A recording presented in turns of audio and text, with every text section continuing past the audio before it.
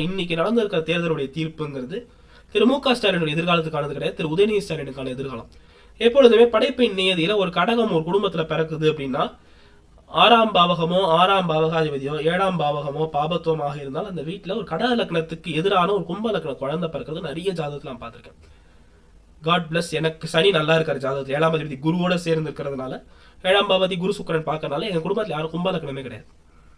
இல்லைன்னா இது பாவகம் பாவத்துவமா இருந்ததுன்னா எனக்கு கும்ப லக்னத்துக்கு எதிராக ஒருத்தர் பிறந்து என்னைய தூக்கி போட்டு சாப்பிட்டுருப்பார்.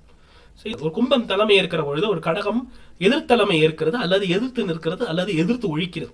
அது எதிர்த்து ஒழிக்குதா, எதிர்த்து நிற்குதா, எதிர்த்து பிறக்குதா அப்படிங்கிறது லக்னம் லக்னாதிபதி மற்றும் தசாபுக்திகளுடைய அமைப்பில் பொறுத்து 6ஆம் பாவத்துடைய பாபத்துவ சுகத்துவத்தை பொறுத்து. ஒரு கும்ப லக்னமான உதயநிதி ஸ்டாலின் அவர்களுக்கு எதிரான ஒரு களம், எதிர்கட்சி களம் உருவாகியிருக்கிறது. சூரியசந்திர சிவபுக்திகளில் உதயநிதி ஸ்டாலின் அவர்கள் ஒரு தன்னிகரற்ற எதிர்கட்சி தலைவராக இருக்கிறது மனமார்ந்த வாழ்த்துக்கள்.